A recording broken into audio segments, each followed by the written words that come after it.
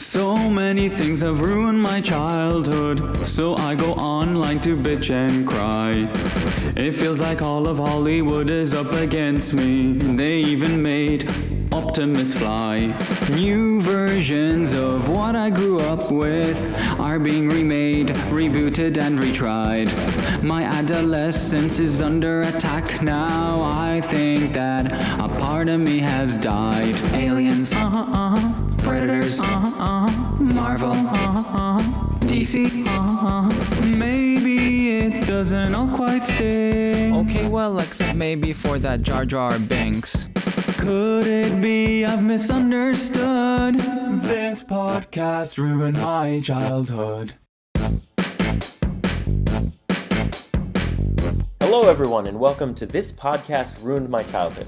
I'm Phil Durasmo, and with me for the start of Season 2 is, you know him, you love him, Eric Walensky.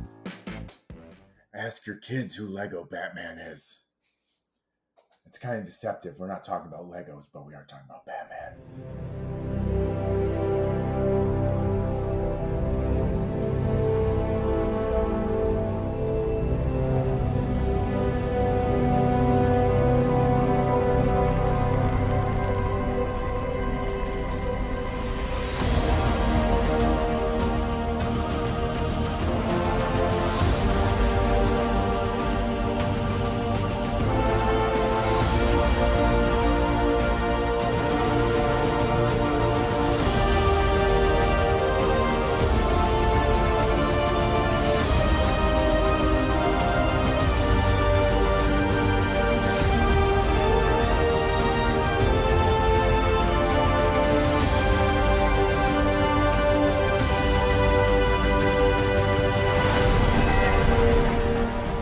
That's right, everybody. This week, for the start of our brand new season, we're going to talk about the Zack Snyder Trilogy of the DC Extended Universe. Man of Steel, Batman vs. Superman, Dawn of Justice, and the brand new, just released, Zack Snyder's Justice League. Before we get into that, everybody, I do just want to take a second to let you all know that for the first time in This Podcast Ruined My Childhood history, Eric and I are in the same place recording this podcast. We are looking each other in the eyes right now. And it's now become a staring contest. And I believe I've blinked twice, but I'm not going to say it.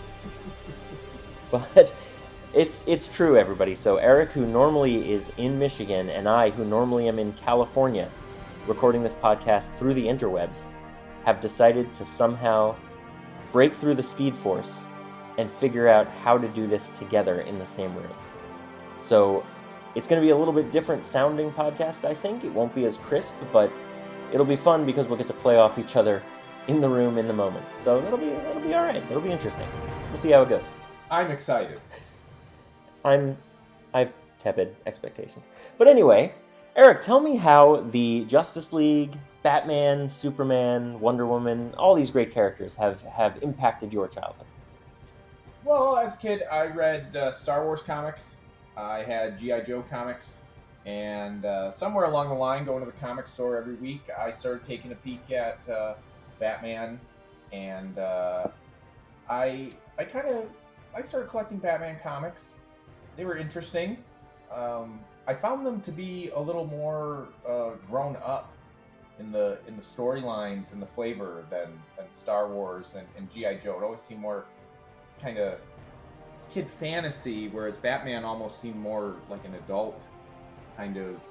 It just had more of a feel like that. That's interesting you say that, because G.I. Joe is about like these crazy military troopers that are going across the world trying to kill Cobra. But well, true, but they're doing it in garishly, garish costumes and very outlandish styled weapons and themes. That's and true.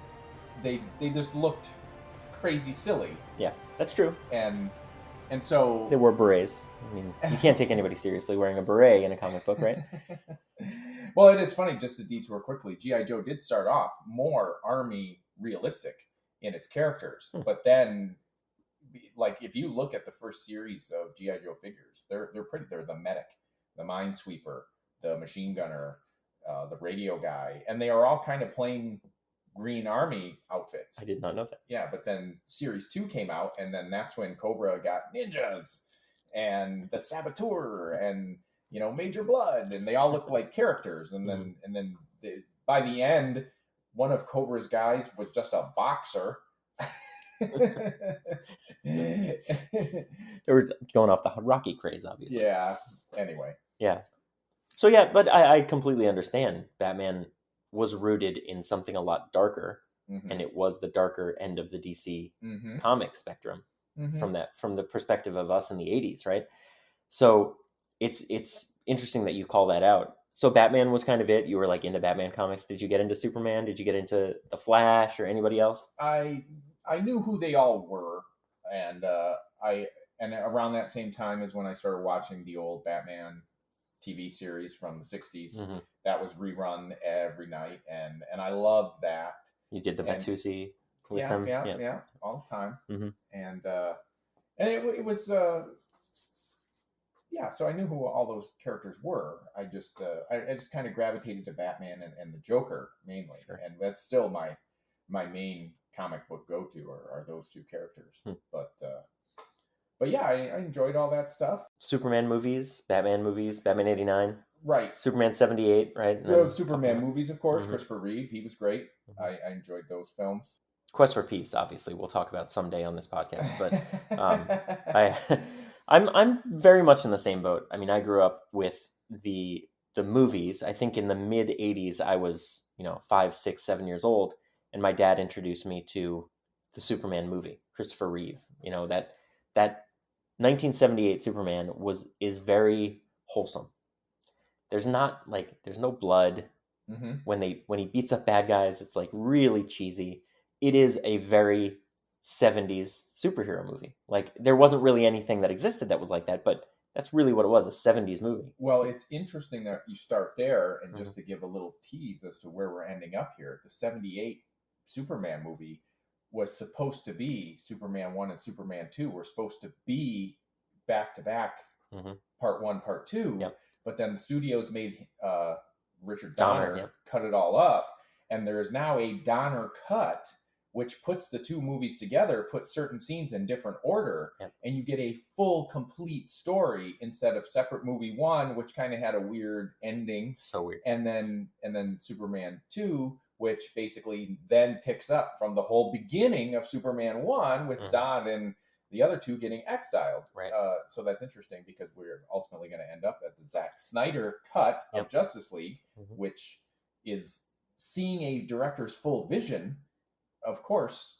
And geez, now that I'm saying that out loud, when you talk about the recent Star Wars trilogy, you had 3 different directors bouncing around, telling their own story, and we see how uncohesive all of that was. 2 different directors. 2 different directors. Should have been 3, but 2. Well, that's what I meant. Who's the third that got cut out? It was Colin Trevorrow. Colin Trevorrow, right. So technically 3, but only 2 directors actually made movies, Abrams and Johnson. But you see how when you don't have a cohesive vision like that, your trilogy is all over the place. With I want to push this theme, I want to push that theme, I want to cancel your theme out. Well, I want to make your theme this, and it got really weird. So it's interesting that even the 78 Donner cut has a cohesive vision, the same way Zack Snyder has a cohesive vision, instead of the Joss Whedon reshoots using some of, and gosh, very little, honestly. Very little. Joss Whedon used very little from Snyder. And Snyder. It's interesting too, because I think now that it's been out for a couple days, I say that it's 2 days since it's been out. So everybody knows now that we're recording it on Saturday, March 20th, but there have been articles out where it shows Joss Whedon used about an hour of Zack Snyder's footage. And we now have seen 4 hours of Zack Snyder's footage. Plus there's 2 other hours somewhere out there on the cutting room floor. It's interesting to go back, and we did a little quick watch of a couple scenes from Joss Whedon's version last night, and you could see where he made quick cuts to get rid of some of the things that actually had an impact to the film. And so we'll get into all that in just a little bit, but I'm going back to my history with these characters is, I saw the 78 and then 82, I think, or 80 movie in the mid 80s together. I grew up watching those Superman movies, and then Batman 89 came out. I grew up watching all those Batman movies. We've already talked about the Batman movies in this podcast. Well, we don't have to go in depth on it, but we can't glaze over Superman 3. You jumped right to Quest for Peace. But Superman 3, I'm quizzing you right now. I'm putting you on the spot. What is the mystery ingredient in the manufactured kryptonite? People? Soylent Green is people? Nope. Is Different movie. Remember Richard Pryor's on his computer? I remember Richard And then Pryor. it's like 99% and then 1% unidentified or mystery. Yeah. And do you remember? I don't remember. Do you remember what he throws into the kryptonite, which ultimately throws the whole kryptonite off, and it does not kill Superman. It just makes him angry. I don't remember. I really don't. Nicotine. Oh, He's smoking cigarettes while he's making kryptonite, and it's like he looks at the computer like 1% unidentified. He looks at his cigarettes. Nicotine. So nicotine is the reason that kryptonite did not kill Superman, but just made him a real grumpy jerk. Such a jerk. Superman 3 is a bad movie, but Superman 4 is a really bad movie. But anyway, conversation for another podcast. Yes. In the late 80s, I got super into comics. I was 8, 9 years old in 88, 89, 90, and just started collecting comics like crazy. And I was big in Marvel. I was X-Men and Spider-Man, and that was pretty much it. So every X book that there was and every Spider book there was, I collected. But on the DC side, every Superman book, every Batman book, and then Justice League. What's funny is you are here in California at my house, and today you went through some of my old comics that I still have, and you could see that I have a ton of Flash, I have a ton of JSAs, I have a ton of Supermans, Batmans, but those were my bread and butter, and that's what I grew up with. And so when we keep getting these iterations of these characters coming out, I mean, Christopher Nolan had the most recent iteration before this of Batman, and it was good, and it was grounded in reality, but it still wasn't the Batman we knew as kids. Not really. No. Right? And then we had the Batman the Animated Series, which, in my opinion, and I think we talked about this back on the Batman podcast we did with Brendan Lowe, but Batman the Animated Series is the most faithful adaptation of Batman on television that I know. And like, I wish they could get Paul Dini, who wrote a lot of those stories, to write a Batman movie, because it would be a true faithful Batman movie. But moving from the Nolan trilogy to what Zack Snyder did when they tried to now combat this Marvel universe thing with this DC extended universe, the first movie that came out was Man of Steel. Right. And Man of Steel, in my opinion, was this beautifully made, really deep movie. It wasn't the superhero movie that we had gotten to that point with Iron Man and with, going up to the Avengers. We got this beautiful story about this character that doesn't feel like he has a home or has a place, but he has superpowers.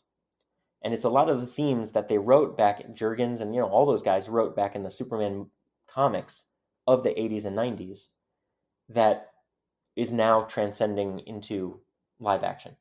And I mean, we talked about this the other day, but I think Man of Steel is probably my favorite it is my favorite Superman movie that's ever been made. Well, I'd have to really think about that, because I would probably go Superman 2 is my favorite, with Man of Steel being right behind it. Yeah. And I'd only seen parts until we watched it the other night, and it's a good film. It is. It's solid. It's I could see where, though, people might not like it, or might think it seems draggy or long, because it doesn't just go in there Fast and Furious style, bang bang, crash crash. Right. It gives which you, modern audiences want. Right. Right. It gives you more in depth into a character, into what there's more development there, which it's really what Superman is going through to become It's what Clark is going through, Kal-El is going through to become Superman. And that's why I think it's such a great movie, because it's setting up this universe for us. And I don't remember if they had plans to do the universe at that point, or if Man of Steel was coming out and they were going to see how it performed to then decide to do a universe. But it really set up this character to grow in future movies. And that's kind of what I feel you want in a superhero movie that's going to lead into something bigger. And whether or not we got the Man of Steel at the end of this now with Zack Snyder's Justice League that we wanted from the beginning is up for debate. But I think all the seeds were planted, and Zack had a really great storyline and great script and a great actor in Henry Cavill to get the character there. But again, that's my opinion. Yeah. And we can go more into this later, but I still say Marvel does it better. Mhm. And you could almost argue, well, they do it different too. Yeah. That's what I would argue. They do it differently. But there's just something, well, because skipping ahead to Batman versus Superman, I did not like that movie when I saw it because, again, it was a little too draggy. And I think for as much as Gal Gadot is great as Wonder Woman, and I mentioned this to you the other night, I think her subplot took away from the themes of Batman and Superman being more alike than different. Right. And what version did we watch? We watched the Ultimate Edition, which is the director's cut, basically. It's the Snyder cut. So again, seeing another director's cut, seeing the true vision of a movie made all the difference, because the first time I saw theatrical release, then we watched the director, and the director's version actually had scenes that made some of the stuff that I didn't like in the first one make a lot more sense. And you're like, So I don't know. It's that studio meddling, man. WB did not like that that Zack Snyder's, I mean, to take a step back, Zack Snyder is a very divisive director to begin with.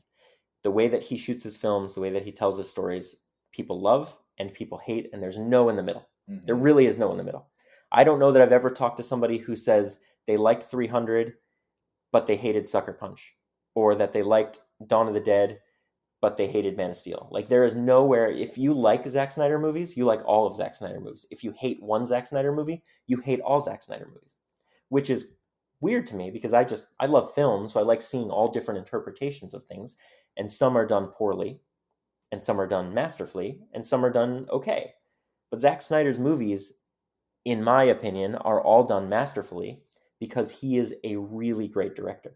He understands how to build character, how to develop a script, and how to make connections between people on screen that make you care about them. Now, that is like you said, it creates a slog in the storyline because you're spending more time with characters rather than more time getting to the next piece of the action. So in Batman vs. Superman Dawn of Justice, the theatrical version that WB made him cut down to 2 hours and 20 minutes or whatever it was from the 3-hour version he wanted to put out, there you can see there's gaping holes in the movie. And that's what everybody said when they left the theater, which it still did well. I think it made 800,000 US, which they want it to break $1 billion. Dollars? Yeah, 800 million. I'm sorry, 800 million. But it still didn't do Avengers numbers, and that's what they wanted. They wanted the Trinity that they call them, Wonder Woman, Batman, and Superman, to break $1 billion, and it didn't do it. And so they lost faith in him, and they had already given him the keys to Justice League, and we're like, all right, we're just going to see how this goes.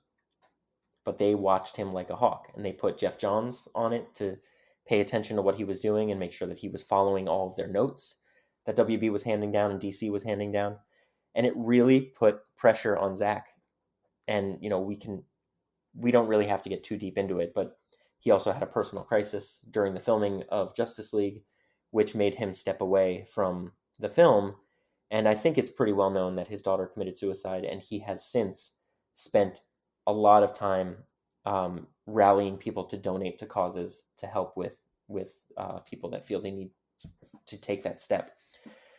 But it's amazing to see that we now have his vision versus what we got on the screen that they made Joss Whedon come in and completely destroy.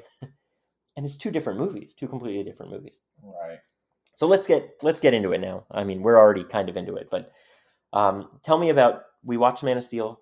Tell me about your impression after we got through it, because as you said, self-admittedly, you never watched it all the way through before. I mean, it was good. Tell me about his traps. Tell me about his workout routine. Mm. You were very impressed by Henry Cavill's body, as we all are. Well, when we see because I had read it was in the Muscle and Fitness, like what they had to go through. They basically filmed all of his shirtless scenes in like a day or two, because for him to maintain like 4% body fat or whatever it was, like ridiculously low, like 6% is like really, really, really cut. But he went like to, I believe it was like 4%. It was, really, it was insane. Yeah. And if you've seen the movie, you see how like Mhm. just sick that his abs are. Yeah. But they had to do that all at once, and then I think you even noted actually about Ben Affleck in the Zack Snyder cut that he's mega ripped at the beginning, crazy. and then obviously they kind of shot things in different order because he is a much thinner Batman in other scenes, and much thinner Bruce Wayne. Yeah, the way he fills out some of his clothes is very different between different scenes. Because yes. You could see when they came back and did a few little tiny reshoots right for this HBO Max version. Right, where and people don't realize, like, maintaining that level of muscle or maintaining that level of thin, like when you see the bodybuilders at competitions, that's because for 6 weeks before, or whatever, how much time it is before, that's when they cut, that's when they get lean, and that's just to peak at competition at their absolute thinnest but most muscular. And then as soon as competition is over, then it's back to just eating and exercising, and they let themselves gain back 10, 15 pounds. Like, if you've ever heard Channing Tatum talk about maintaining his body, he's like, I love cheeseburgers, I love eating. He said working out is a pain in the butt, I don't like doing it. And so Channing Tatum, when he's not on Magic Mike, when he's not out there putting his body on display for movies, he's quote normal. He's average Joe, because it takes a lot. That's a lifestyle, and for some of these actors, that's not a thing. I know this seems like a bit of a tangent from what we're talking about, but when we talk about superhero movies and you see the superhero bodies, you're like, holy crap, that's amazing. But these real actors who have to go through this stuff, it is insane levels of workouts.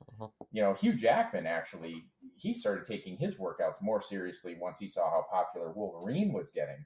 And he said at like 50, he was in better shape than even when he did Wolverine the first time at 38. Right. Because he was putting so much workout, and he just started liking it and doing it and living it. And so that just became who Hugh Jackman was. Sure. So it's crazy to me. I need a pizza. I mean, I need a burger every once in a while. I don't know. Yeah, it's 3 times a week Taco Bell. I can't do it. It's just super interesting how people do that for the movies. Yeah. And I mean, it truly is crazy to think about Ben Affleck in the film, and even in BVS, the scene when he is working out, that montage of him, like, because they have to have a Rocky style montage in a film like this, with the average Joe training to fight the superhero that can't be harmed. He looks insane. He looks in better shape than Henry Cavill. Yeah, in that film, he looks ridiculous. It's crazy. But then to see what he looked like after Justice League came out, when he started to just stop working out, let himself go. There's pictures on the internet of him like smoking a cigarette in front of his house, or like a door to an apartment complex, and he just has a little bit of a gut, and he's just standing like he's so pissed at the world. And he sees people taking pictures of him, and he's just smoking a cigarette like, fuck, what are you doing? Leave me alone. And that was, of course, right when Justice League, I think, was coming out in theaters, and they were like, look at how Ben Affleck let himself go after Justice League. It's like crazy, because he didn't actually let himself go. He just stopped working out 8 hours a day. And he still was probably, body fat percentage wise, in better shape than half of America. More than half. Way better than me. Jason Momoa got whatever you want to call it, body shamed, fat shamed, because there was pictures of him at the beach where he wasn't like ripped. But I mean, he's already a big guy, and for big guys to stay thin, that takes a lot of effort. And I mean, even myself, when I start lifting weights, like summertime, I'm outside more. I'm doing more biking, more running, just keeping not even to keep in shape. I just like doing those things. I like walking. I like So I lose a little bit more weight. I'm a little bit thinner. But then once I get back in the gym and I start lifting weights again, it's just my body just starts hanging on to more mass. Right. And I don't necessarily even think I eat that much more, but I still can see in my stomach, it's like, how is it getting bigger? And I'm not really doing anything different, and I'm working out so hard. It's just how your body responds to all these things. But again, bit of a tangent, but it's just interesting when you see these movies and just how ridiculous. And so back to Superman, Man of Steel. Gosh, I mean that was ridiculous how in shape he was, and they got like the cream of the crop trainer to get him into that shape. And that trainer even said, "I'm not even going to do this unless you let me have full control of his schedule, and I say he needs to work out at this time and this time and this time to get this done." And they were like, yeah, because he's got to look jacked. So that's why they only shot the shirtless scenes in like 2 or 3 days when he could like peak and maintain just like a competition. And then, okay, we got everything we need. Okay. And I'm sure that's the same for the other 2 movies that come afterwards, right? The one scene right when he comes back to life in Justice League, he has no shirt on. But every other scene after that, he's in his costume or has a shirt on. The costume, they can have fake muscles on, but although I will say in BVS, from what was reported, the Batman costume was pretty form-fitting to Ben Affleck, and he maintained that muscle mass through the film, which is crazy, right? It's crazy. You don't even understand what your diet's got to be like to maintain that. Dude. If your body isn't, genetically that way. Right. Like, obviously, Arnold, the king of the action heroes, he already had the genetics. Yeah. Like, even if he never really worked out to be Mr. Olympia, he would still have been a big dude. Right. It would have happened because he just had the genes. And, Lou Ferrigno, same thing. He was a real skinny kid, but I think as he matured, even if he only lifted normal, he would have been a monster. But then he starts doing everything that bodybuilders was a do. monster. And then he was a monster, which is funny. Going back to this childhood, or this podcast ruined my childhood. Incredible Hulk, with Bill Bixby. Yep. I watched that as a kid. I watched Wonder Woman as a kid. Yep. And then, me too. And then they had, I think it was 3 made-for-TV movies of I know 2 off the top of my head was The Trial of the Incredible Hulk and The Death of the Incredible Hulk. I remember the trial pretty vividly, but I do not remember the death. I don't remember the death of it, except the ending. He falls out of an airplane as the Hulk and then crashes through a runway. And then they look down at the bottom of and there's Bill, and he dies. Him is David, right? Because he wasn't Bruce Banner. David Banner. David Banner. And then the Trial of the Incredible Hulk was they introduced Daredevil, and of course the classic, Kingpin figures out, oh, he's blind, right? Oh, he's using his ears, and then they lure him into a warehouse, and then they blast him with sound, and he can't do his echolocation, trick, and they beat the crap out of him. And then I remember too, like seeing the commercial trailer preview, whatever, like this Sunday, and then they show the Incredible Hulk, David Banner, David Banner on the stand and losing his temper and going, "Roar!" And I'm like, oh my God, you're gonna be insane. And so that scene comes up and it's like, "Roar!" And he goes roaring and I'm like, this is nuts. And then cut to in jail, David Banner. It was a dream. Come on. That's why I watched this. I wanted to see, he turns into the Hulk in front of everybody and the world sees it. But that was his nightmare, that he'd be exposed. Oh, man. You got me. It ruined your childhood. I would say he turned into the Hulk, I think, twice. In the whole trial. movie, yeah. In the whole movie. It was a very boring movie. And one of them was a dream sequence, yes. And it all basically focused on Daredevil and then never again. Man, what a good tangent for us to take. That is actually a fun trip down memory lane. I haven't thought of the Trial of the Incredible Hulk in a long time. I can still, in my mind's eye, see that 10 seconds of the trailer where he's on the stand, and and it's like, and then you see the movie and you're like, dream sequence trick. Oh man, that's rough. Yeah. That's rough. As kids, I mean, too, that's what we wanted, right? We wanted the hero to come out to bust out all the time. Mhm. And today, in today's audiences too, they want the action all the time. Do you remember there were two? There was a Spider-Man and a Captain America made for TV movie. Do you remember yeah. those? Yep. Oh my goodness! Yep. Terrible. Terrible. Absolutely terrible.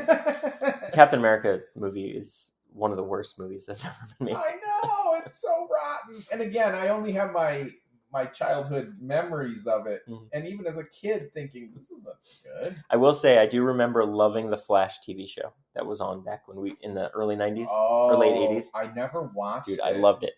And I love the fact that the person who played the Flash in that TV show has come back and is Barry Allen's father on the TV show The Flash that's on the WB now, or the CW now. And then he also plays Jay Garrick, who's an alternate universe Flash on different Earths. See, that's super very cool. Very because cool. I think it's neat that they brought Brandon Routh in to play Superman on some of those CW crossover Infinite. Which was weird because in the Earths. same episode he was also the Atom, because his character in the show Legends of Tomorrow, he is the Atom. But we're getting way off tangent now. But to stay on the CW, Clark's mom in Smallville was Lana from Superman 3. Yep. That's crazy. It's great. That's so cool. It's great. They brought a lot of people from the movies into those shows, and it was neat to see. Like, even Christopher Reeve was in an episode as a scientist. On Smallville. Yeah. Yes. Yeah, he was in his chair and he was a scientist. I remember that. It was very, very cool. They did everything they could to tie back to the history and the heritage of Superman, which is why Smallville is one of the best Superman shows that's ever been made, even though it was on the WB.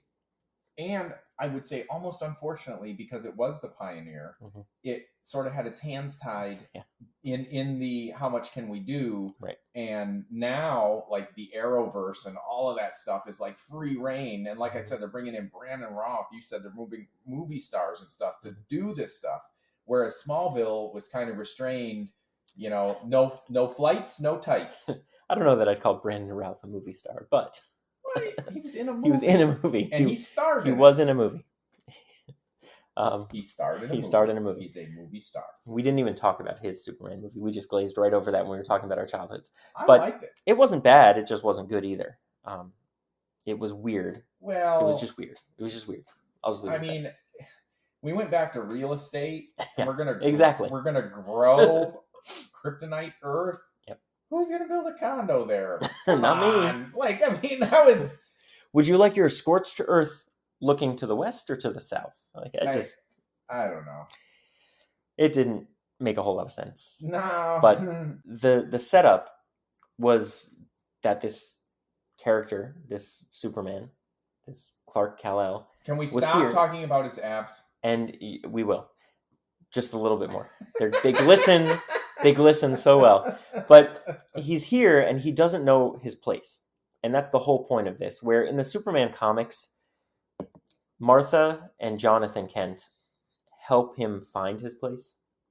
In this movie, Zack Snyder made it that Jonathan Kent and Martha Kent didn't know how to parent a child from another planet, because in the real world, that's probably what would happen.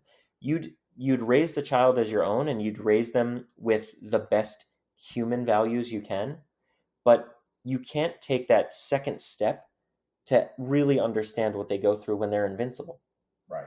And so Jonathan Kent's death scene in that movie, although it is weird and a lot of people hate it, and I'm not a huge fan of it, but he dies with a tornado that comes and sweeps him away, and he tells Clark to stay back and don't show who he is. And Clark is supposed to be like 17 at this time.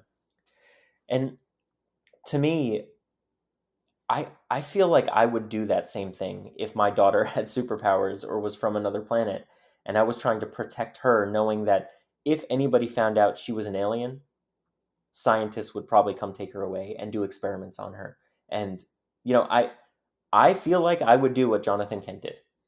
And so the human part of me really appreciates Zach's vision of how Jonathan and Martha raised Clark.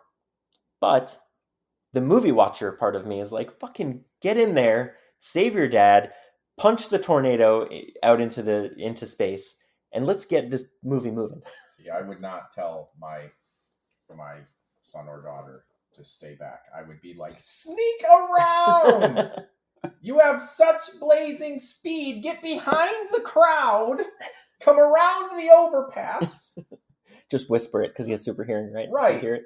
I'll dive under the truck here, and you can whisk me away under the cover of a tornado, and it'll be good. Yep. Like, come on. He's got I guess. superpower. But we don't know how many of his Like, powers he's he telling knew at him, that like, point. stop, don't come rushing straight. Like, what if, yeah, he meets his dad again one day, you know, in the great beyond, and he's like, I meant don't just come rushing across the field. You know, that was, you know, my hand up meant sneak. Be sneaky about it, son. Like, Yep. geez, jump around. You can do. You can jump. He didn't know how to fly yet. You You can jump. do whatever you just. I meant, Blow the tornado from where you're sitting. He didn't have super breath yet either, though. I will say, since we're talking about that is, you're right about the parenting. That is, and see, I guess that's why these movies, like, when you're used to the Marvel, like, wow, it's funny, it's fast, it's fun, it's great, and then you do like a character piece, you're like, oh, yeah, we're gonna listen to this one, okay. And I think that's where people kind of go, it wasn't good, it wasn't a superhero, it wasn't. But I thought the speech after the school bus scene where he saves all the kids and Clark looks at his dad and he's what, 10 at the time, 12 maybe. Yeah. What was I supposed to do, Dad? Let everybody die? And Kevin Costner, great, so great acting. So just great. Kind of shakes his head and kind of looks off in the distance and just goes, maybe, because the lives of those kids is nothing compared to, like, what, you know, letting a few people die now to keep your secret until you can fully truly be who you need to be, right, is maybe the price. Yeah, you know, it's hard. It's a hard, as a parent. I also would have thrown in there, be sneaky. Like, geez, oh Pete, he pushed the bus out of the river. Like, he couldn't get under it. Well, he couldn't just smash out all the windows and push his friends through the windows and they'd come to the surface themselves. He had to push the bus. Like, that's what I would have taught this guy. Like, hey man, subtlety. Subtlety's the word of the day, kid. Jeez, don't go running across the field. Everybody goes, look, there goes Clark Kent. Wow, he can run really fast.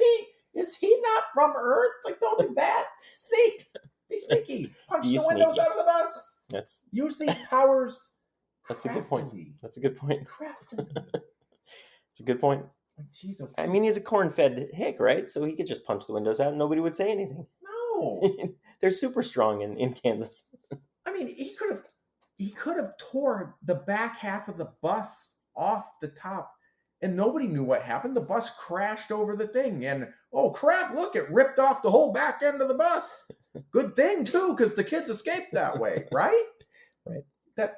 The back door was open, I will say, of the bus.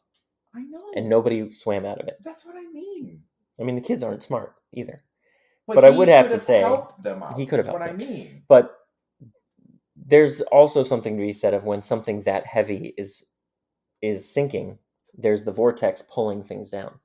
So it is hard to get out of something like that when the weight of the mass of what you're in is so much bigger than you. Sure. So, but in a river with a current, eventually, that's why they tell you wait until the pressure equalizes if your car goes in a river, and then you can open the door once pressure has been equalized.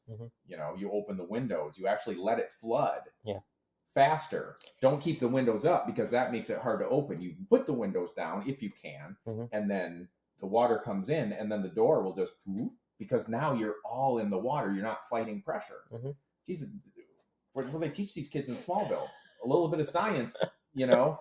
It goes a long way. He might not have got a big lecture from his dad about, you know, you should have let those kids die. You know that, Clark? You know, let's start with next time, Clark. Right. rip the back end of the bus off, or punch the windows out, or swim them out. Yeah. Use your super fast speed swimming. You know, because like the next time that happens, Where was Aquaman? Honestly, he should have just been there now. the next time that happens, Clark's gonna be like, "Well, Dad said let him die." It's like, well, geez, Clark, I guess I should have told you too. There's other options. It's not just let him die or push the bus out of the river. There's lots of options. You know, it's like Ricky Bobby, right? First or last, you come in lots of places. Second, third, fourth, hell, you come in fifth. I was probably high when I said that. You know, Jonathan Kent's just on the farm going, "Let the kids die, Clark." Wow, man. Yeah. Or you know, rip the back of the bus off. I don't know. One or the other. There's lots of things you can do, Clark. So Zod comes to Earth, and how did you feel about this interpretation of Zod? Michael Shannon, I think, killed it. He was menacing. Oh, he's great. He was disturbed. Well, considering I've only got one other version of Zod to compare it to, I liked comics. Did you ever read any comics with Zod? No. Oh, you also wasn't Zod in Smallville? Yeah, it's not a very good version of Zod. Well, okay, so I guess there are 3 that I'm aware of, and I didn't really like the Zod in the Smallville. That was handled oddly. Yes, it was. But again, because they had the handcuffs on, they didn't have free reign. They could have done a much better job in today's environment. But I think that the Zod, Terrence Stamp from the Superman 2, beginning of Superman 1, he was a good Zod. I mean, and he had the best facial hair of any Superman movie ever made. He had a great voice. He had such a demeanor and delivery on those lines. Yeah. It was he was really, really good. But he's definitely a drastically different Zod than we get in Michael Shannon. And I like them both. I couldn't even really choose which one I like better. I think they're both great versions. Sort of like the way the Joker, you know, Jack Nicholson's is awesome. Yeah. Heath Ledger's is great. You know, there's other Jokers too, but you know, those are the primary ones everybody looks to. Right. So I think Shannon did an awesome job, and I think he even had a depth. Yeah, I agree. The way they fleshed out the army of Kryptonians that were on that ship that had gone to the Phantom Zone, that were cast away to the Phantom Zone, which, forgive me to take another step back in this film, but doesn't make sense that they sent them all to the Phantom Zone knowing that their planet was going to die. Why didn't they just leave them there to die with the rest of them? I don't know. Condemning your criminals to go somewhere where they're not going to die, but you're going to stay on a planet where you are going to die seems a little backwards. But I agree. It's like a teacher giving a test on the second to last day of school. Right. Like, who's really taking this seriously now? Right. I graduate in a day.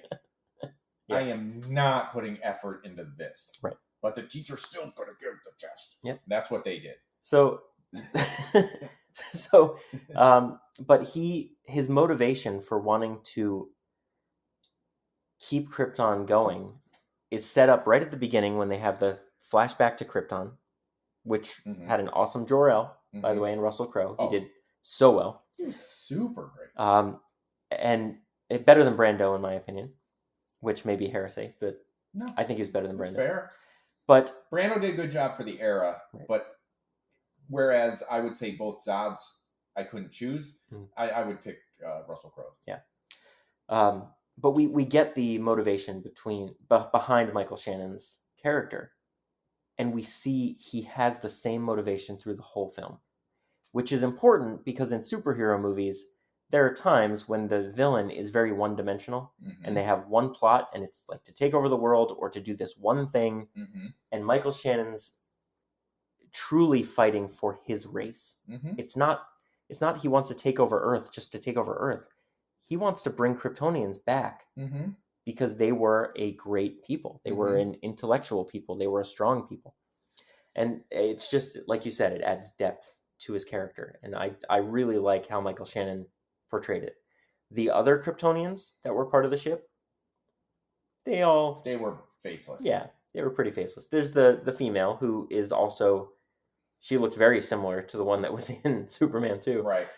But again, she's just kind of a foil for Lois, and she punches Superman pretty hard. Right. But that's pretty much it. Yeah, they were faceless. They're very indistinguishable. I didn't know which was which. I didn't care. They had no personality. Right. But yeah, that's where I think advantage goes to Superman 2 for having just 3, Right? And Instead of 80 and or giving and honestly kind of being a cheater without having to fully develop a personality for the big one by making him mute. Yep. Which they did was, in this one too. right? If you notice, there was the really big guy that never took off his mask who was mute. But that was bland. I know. Because even so, they still gave character to the mute guy in Superman 2. But again, that's what I mean. Yeah, but it's still a sort of a cheater thing because Plus, you can see without his having to face. give him dialogue. Right. You can see his face. Like, oh gosh, we got to write for 3 of these people. This guy's mute. He's going to do a lot with his eyes and kind of and his mouth. Yeah. Okay. Yeah, that works. Let's do that. Yep. But I think a lot of people hated Man of Steel. Even if they enjoyed the movie, the ending forced a lot of people's hands because their Superman from their childhood didn't kill. And so seeing Superman kill Zod, snap his neck, really, I mean, this is a quote that came out after that movie. It ruined people's childhoods. And that's why we do this podcast, to talk about these types of things. So the killing of Zod, although you could see the pain, Henry Cavill, I mean, so amazing in that scene, begging him to not do it, begging him to stop, and then making the only decision he could to save the people he was trying to protect, to me, makes sense. But most of the world that saw the movie didn't agree. Yeah, but that principle had to be a little flexible at that point. The never killing or what? Well, what principle? Yeah, never killing. Never killing. Yeah. Who does he never kill? Because at that point, he hadn't ever even been Superman. So there's no... I'm putting my finger on my nose and pointing at Eric right now because that's a huge part of it's this not film. like we'd seen him deliberately not kill somebody and now, oh my gosh, I gotta do this and it's hard for me. Why? I haven't seen you not kill anybody yet. You haven't even been Superman, but for an hour, as far as Earth is concerned, you just literally got here, even though you've been living here. Yeah, just put on the suit, man. Also, kind of like we talked about, like, oh, Superman doesn't kill anybody, except for all the people that die in buildings when he and Zod go blasting through them. So, like, when Zod grabs him and throws him, and then Superman, like, crushes him, and they go flying through a skyscraper, and all these people in the offices going, ah, and the building falls. Is Superman the whole time going, Zod's fault, Zod's fault. That one's on Zod, that one's on Zod, that one's on Zod, that one's on Zod, Zod, Zod, Zod, Zod, Zod. No, that was Zod. I didn't do that. That was Zod. Oh, that skyscraper's coming down. It's because Zod made me do it. You know? It's like, come on. All the people in Smallville, the collateral damage there. Pete Ross survived, but everybody else pretty much died in that Denny's or IHOP or whatever it was. To make it such a big deal, like, I can't kill him. Don't make me do it. Why? Mm-hmm. Where did we set this up? Look at what you just did. Yep. This is just destroyed downtown Metropolis. This is coming up in the next movie, buddy. Yep. You know, Batman's really mad about it. Speaking of, Batman is really mad about it because Batman vs. Superman: Dawn of Justice, the Ultimate Edition, picks up during the Battle of Metropolis, where Bruce is getting dropped off in his helicopter in Metropolis because in this universe, we didn't know this until this movie, but in this universe, Gotham and Metropolis are an Oakland, San Francisco kind of deal. They are two major cities. Battle of the Bay. Battle of the Bay, exactly. They are two major cities across a bay from each other. There's a bridge that connects them. And so Bruce Wayne hops in his helicopter from Gotham, gets dropped off in Metropolis, gets in his awesome Jeep Renegade, right? And drives through this battle, this destruction that's happening in the city of Metropolis to get to Wayne Financial to try to save his people. Because Batman's all about saving people, right? Mm-hmm. And at this point, so we're supposed to believe in BVS that Batman's kind of not been Batman as much lately. He's slowed down. He's had a lot of things happen over the past 20 years in his life as Batman, and he's not as active. He's still active, but he's not as active. So he runs in not as Batman, which you would think he would come to try to save the day as Batman. He runs in as Bruce Wayne to save the day because he's not taking that mantle as such. anymore.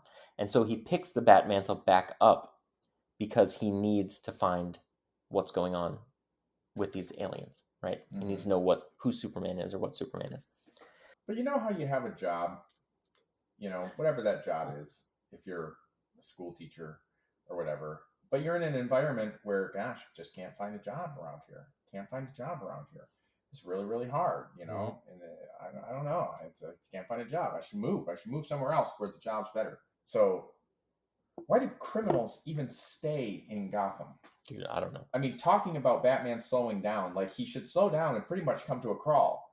Like, criminals have a choice of where they can commit crime. Why are they still doing it where there's a vigilante running around? It's like they can relocate, It's like, hey, there's jewelry stores in Chicago. Let's go to Chicago. I mean, this Gotham place, it's kind of got the Batman, Yep. But are they walking around going, I know, but the kids are in school. They got their friends, and I really, really don't want to uproot them right now. I guess I'm just going to have to still be a criminal, even though there's a Batman. So my hands are tied. Yep. It's like... That's actually exactly what happens. The schools in Gotham are great. Some of the best in the country. I don't know if you know that, but even though they're in the most war-torn city in the United States, best schools in the country.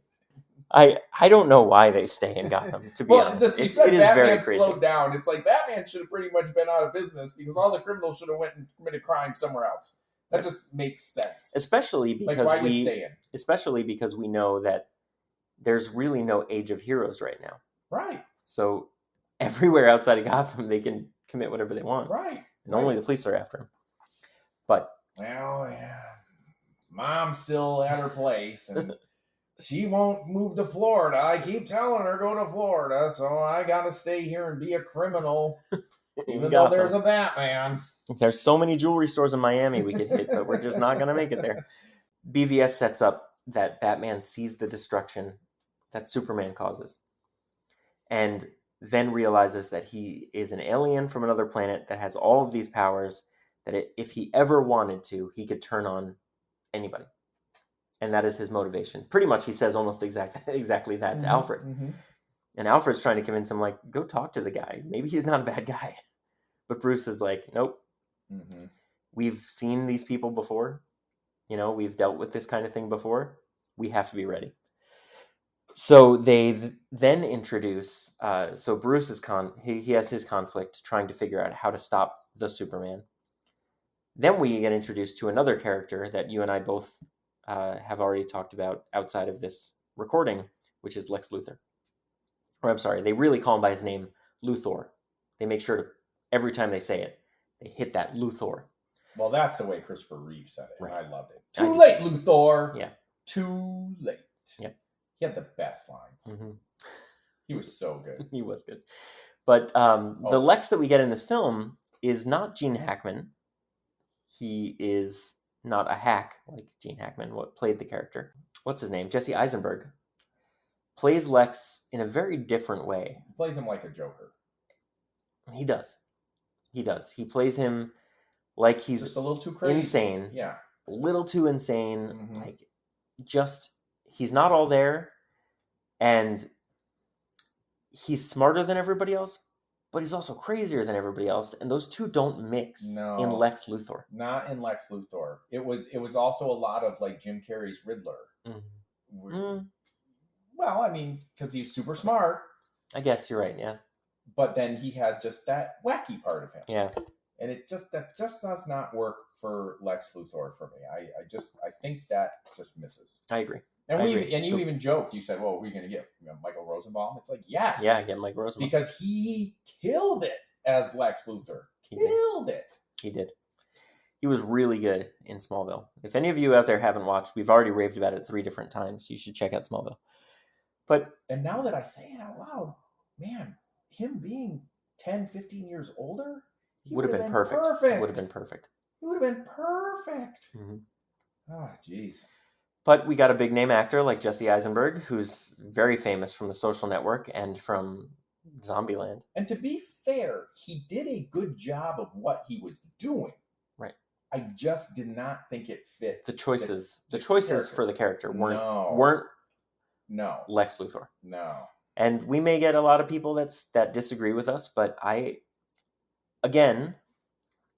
BVS theatrical cut to me, was a good movie.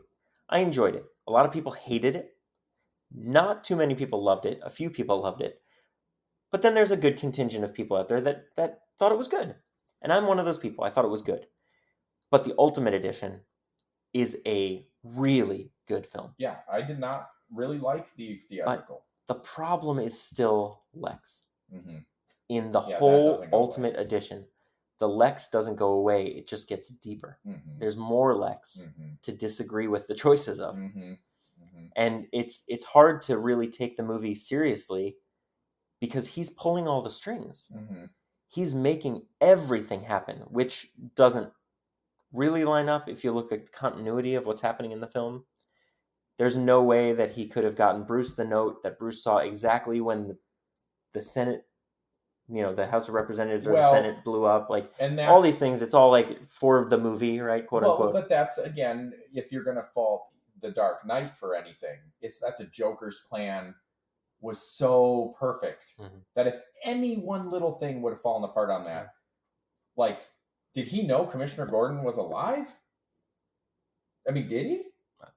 To do all that? If any of that falls apart, if the Joker actually wins that day in the semi-truck and doesn't get caught, what does he do? Go surrender? Oh crap, that big stage battle kind of backfired on me because I got away with it. Yep. I guess I'm just going to have to go let myself get captured? I don't... You're right.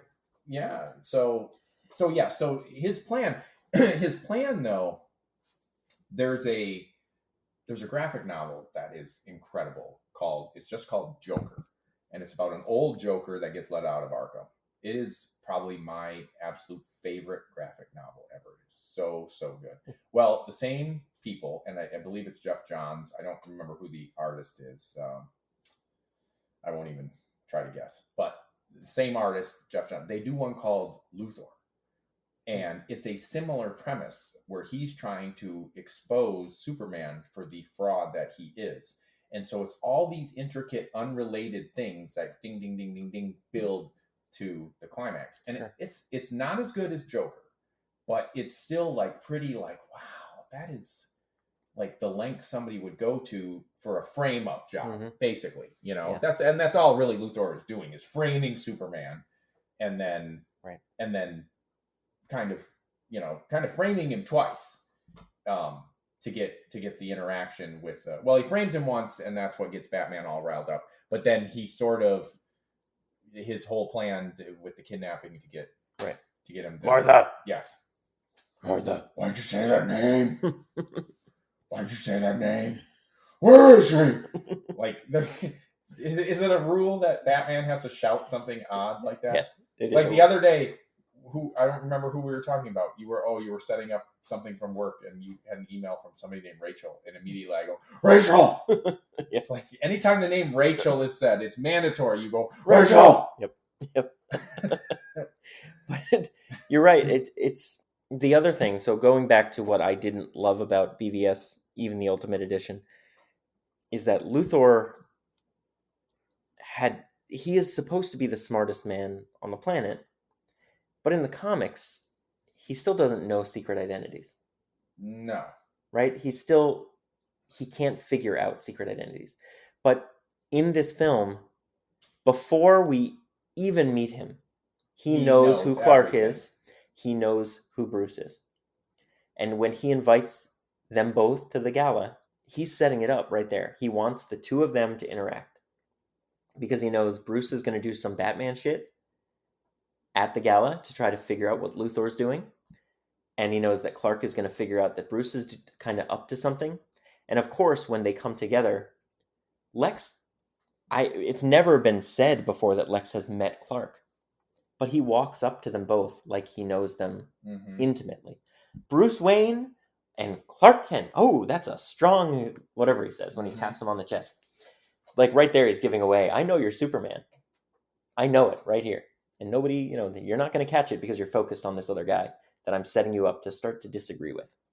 It's smart. It's smart that he did all of it, but it just never sits right. Well, the whole Because plan, it's not supposed to know who they are. but the whole plan doesn't make sense because he believes Superman answers to nobody and he's a god, and God meets the angels, the paintings upside down. That he said, all that, whatever nonsense. But ultimately, a lot of nonsense, he says. But then he goes later on in the movie when he sets up the fight, and he goes, "All it took was a little push." Well, why didn't he team up with Bruce Wayne? Why Lex, didn't you mean? Huh? Lex? Why didn't Lex why didn't you just team up with them? Because at that point they were on the same team. Well, he knows that Bruce doesn't respect him. And it's pretty apparent in the movie. He knows that Bruce doesn't want to have anything to do with Lex. He still, as the smartest man in the world or whatever, could have engineered a better plan. Like knowing, okay, Bruce Wayne is Batman. I know they both are mad at Superman. Mm-hmm. So maybe I just give him a little more cheese and he'll follow me into the maze instead of this elaborate runaround. And again, hoping that he's going to put together the Batbuster suit or whatever it's called and do all of those preparations. Yeah. Like again, that's where like the same thing with Dark Knight. The Joker's plan falls apart if like 8 people don't do everything exactly the way he hopes they do them. Right. Like, what if Batman would have thought, like, gee, how do I fight Superman? There ain't no way I can do that. Maybe I'll talk to him. Yeah. It just doesn't make sense, because if he already was like, I don't want Superman, I know he doesn't want Superman, then let's put 2 and 2 together. Well, it's interesting because since he knows that Bruce is Batman, he's leading him to the White Portuguese, which is a ship. Right. And the ship is bringing in kryptonite. Right. And he's leading Batman to get the kryptonite from the container. Right. Superman is the one that stops Batman from getting the kryptonite. So then Batman has to go break into the LexCorp facility later. That was probably not part of Lex's plan. Right. He probably wanted Batman to take it right then. Right. But he still is figuring out ways to engineer things on the fly. And that's supposed to show how smart Lex is. But with the crazy aspect of how Jesse Eisenberg plays the character, it just comes off kind of loony. Mm-hmm. Skipping forward to the end, speaking of the fight between Batman and Superman, when Lex gets Lois on the rooftop of LexCorp, he is just way out of his gourd. Mm-hmm. He's just way out of it. And how the fuck would he have ever known, like even to engineer all of these other things, how would he have known that he would have gotten into the pod with the ship and then be able to get Zod's body and put it in there and then put his blood in it and create Doomsday? He would never have known that before being able to get access to the ship. So that part of the plan never would have come together. Right. But it's like that was part of the plan all along, which doesn't make sense. So if we're talking plot holes, so at the beginning of the movie when he rescues Lois Lane, and you and I have debated this, and we've actually Googled it to see how fast Superman can fly. Because I was under the premise that he's in New York City, Metropolis, whatever, and he can... in San Francisco. And he can sense... he can sense Lois's heartbeat racing because she's in trouble, and so he flies over there real fast. According to the interwebs, the fastest he can fly is Mach 16 in the DC Extended Universe, which is 12,000 miles an hour, roughly. Mm-hmm. And it would be 6,000 miles from New York City to the Middle East. So it would take him about a half hour to fly there at his fastest speed known. So I guess then he couldn't have sensed her and got there a half hour because she basically has been taken hostage for about 4 to 5 minutes roughly. So that he's not fast enough to do that at that distance. So he had to have been close. But that was always my premise in the movie, was like, wait a minute. He can sense Lois is in trouble half a world away, but Jesse Eisenberg's got his mom trapped in a building like 5 blocks away, and he can't, like with his super hearing, go, I hear mom's heartbeat racing because she's panicked. Like, so for the first part, sure, maybe he was lurking in the area watching over Lois. Mm-hmm. I still contend his mom's heartbeat had to have been attuned to him. The same way you walk into a crowded room with loud noise and somebody goes, Eric, and you turn your head. So my point is, I think he would have been attuned. I think he would have heard his mom's panicked heartbeat in just a couple blocks away. I don't see why he wouldn't. I just have to say that we have never seen Superman in the DC Extended Universe be able to hear things further than, I don't know, maybe half a mile. We've never seen it. Now, the one time we see... That's a great point. The one time that we see him... We have not seen it in this new universe. Right. So if there are new rules that we're not aware of, then... Like, if you think of the Brandon Routh Superman, we talked about Brandon Routh, right? Right. He goes up, Brandon Routh goes up into outer space. Yes, and stands there and just closes his eyes and listens. You're right. And then knows where to fly. We never see this Superman do that. Right. You're right. I'm going off of a premise of past Supermans. Right. Not the current one I'm actually watching in the new universe with its own set of rules. Yeah. So you're correct. So I will now release that plot point in my head and say that's crummy. Yeah. And I only say that because the only time we hear him use his super hearing in BVS is when Lois is trapped in the aqueduct, which also doesn't make any sense. There's an aqueduct over in this weird random part of Gotham, but she's trapped trying to get the spear, and he hears her like muffled underwater and her heartbeat and her pounding, and he rushes to save her. And that's the furthest we ever see that he can hear. Which is about how far? I would have to think it's maybe half a mile, because when he looks, the building is pretty far away, but not too far away. Yeah, it's right there, right? Probably not even half a mile, maybe a quarter mile. Like we were saying with Man of Steel, like, oh, it's such a thing. Superman doesn't kill. And I say, well, we never established that. He's only been Superman for a minute.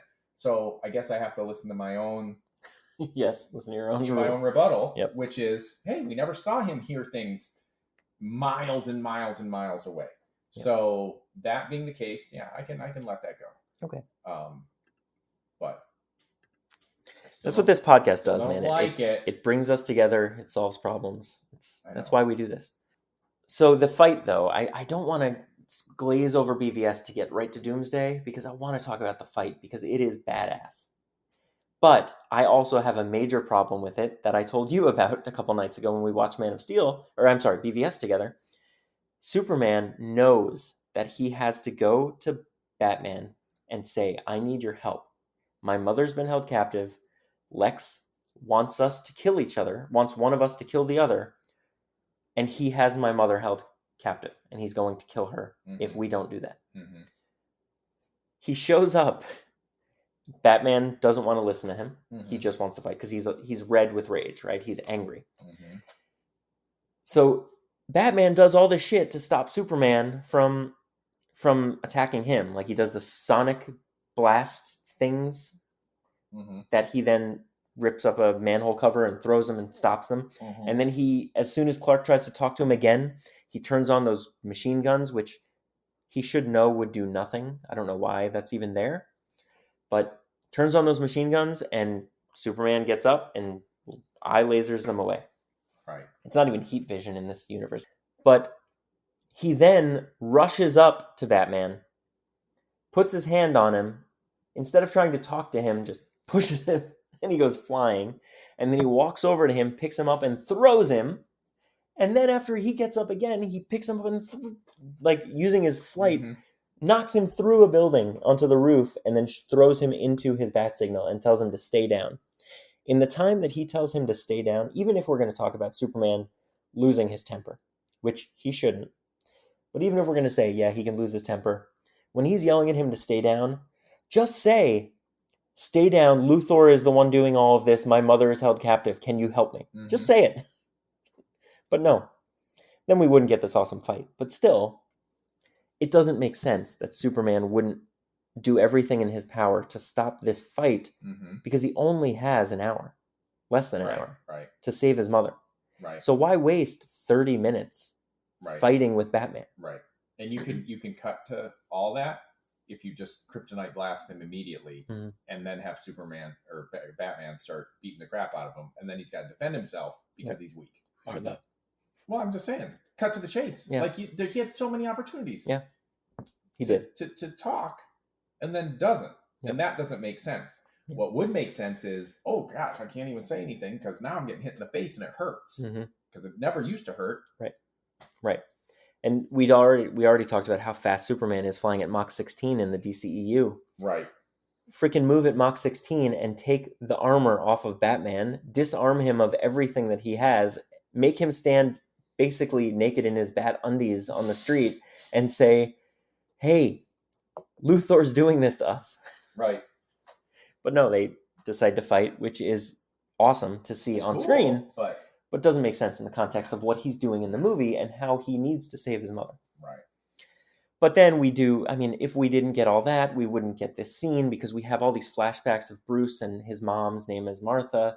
And now we get this connection that nobody's ever put together in the entire world of the DC universe until now, that Clark's mother's name is Martha and Bruce's mother's name was Martha. I've never seen a comic or a movie or a TV show that has ever commented on both of them being named Martha. No, they never talked about it. So the fact that this movie did it, and Zack Snyder had the prowess to write the script in a way where Superman says, Martha, save Martha. Because still, he's not going to give up that he's Clark Kent, right? He's still not going to give it up. Save Martha. Then that humanizes Superman to Batman. Because Batman's mother was named Martha, that he's obviously not over her getting killed. As we see by him dressing up like a bat every night. And then Lois runs in and says his mother's name is Martha. That makes Batman take a step back. And actually literally take a step back because he takes his foot off of Clark's throat and see him not as just an alien here to destroy, but as someone who is raised by humans who's here to help. And so a lot of people, again, hated it because of the whole Martha. But why'd you say that name? But it again, Zack Snyder adding depth to this film and these characters humanizes them and gives them another reason to bond. And we talked about, again, another thing that I love is the two lines in the film. The one that I love that Batman says, my favorite line that he says, is he says to Alfred, how many good guys have we known and how many stayed that way? And that's his defense in wanting to go after Superman. And then you brought up the line that Clark says, which was, what was that line again? I don't remember. It was something along those lines. Yeah, like how many good guys are out there. It's like the parallels between the characters that Zack Snyder was showing us, that they are fighting the same cause and they have the same ideals. They're just going about it differently. Different angles. Yeah, and just that's going why about it Martha differently. is the one tie. Yep. Like, what is exactly the same? We both had a mom named Martha. That's black and white. Right. There's no subjectiveness to it. It's just a fact. And like you said, one that's just never ever been brought up, at least in the comics, because again, you'd have to write a whole story that went where this one went to even have that even play in. Otherwise you're just got Batman and Superman sitting around one day just shooting the shit, going, I don't know, my mom, Martha Kent, oh, you're Martha Kent, you're really? I was Martha Wayne. No kidding. Martha. Oh, that's weird. Yeah. I mean, it was kind of a name back in the 30s, wasn't it? Yeah. Maybe that happened in a comic in JSA back in the 60s, but who knows? Yeah. It just seems like, it's a great bond to bring them together, which then leads to the best Batman fight that I personally have ever seen in live action, which is the warehouse scene, the Martha scene, where he saves her in the warehouse when he is doing all of the Batman things that you would ever want to see Batman do, from, jumping up out of the floor and being in the rafters and pulling guys up and throwing boxes and using his grappling hook, like everything that you would want Batman to do. Ben Affleck is able to accomplish as Batman in that scene, or really his stunt double, which It's pretty cool. Pretty cool. I mean, I liked it. Not as much as you did. Mm-hmm. It was cool, but nothing, I sort of like, probably my favorite Batman action sequence is Dark Knight, when he goes in and takes out the hostages. who are actually the prisoners, right? The Mhm. reversal. Yeah. The clowns are the hostages, and he does the whole flip around, or he ends up taking out the SWAT team and taking out the some of at least the hostages Mhm. that were actually the terrorists. Right. That is a good scene. I just the way that Affleck moves or the stuntman moves as Batman is more fluid than we've seen in any other film. Mm-hmm. And that's why I feel like it's the most Batman. And there's a lot of movements that happen in Justice League, especially in the Zack Snyder cut, because they CGI, but also just make him move like you would expect Batman to move when he's grappling. There's the one scene when Steppenwolf is going after him, and he just shoots his grappling hook and moves, and it's just so quick and so smooth. And this guy's been doing it for 20 years, and you can see that he has honed his craft. It's great. So, how did you feel about the Doomsday sequence? Now that we've gotten through the Batman Superman fight, the Martha Warehouse, Doomsday's here. Yeah. What do you think about Doomsday? It's very different than the comic version of Doomsday we got. Yeah, it was a very good looking video game cutscene. That's honestly the way I felt about it, because 3/4 of the movie is this in-depth character trying to link Batman and Superman and make them see that vigilante justice versus Boy Scout justice, Mhm. and one being invincible, the other one being a man, Right. and they have more in common than they have opposite, and they really do this exact same thing. It's just one has lost a little faith, one still has it, but you see what happens when Superman loses a little faith. He doesn't negotiate, and he Right. becomes kind of the thing that he doesn't like, Right. until they both realize they had a mom. Yeah. Yep. But then, after all that great storytelling, let's have a very dark, like literally dark, it's dim lighting. Yeah. And anytime I see dim lighting and a CGI monster, all I think is somebody just didn't want to pay to make a really good CGI battle scene. Because anybody who does it in the dark is covering up. Yeah. Because we can just put like some explosion. Yeah, you can just you can hide things in the dark.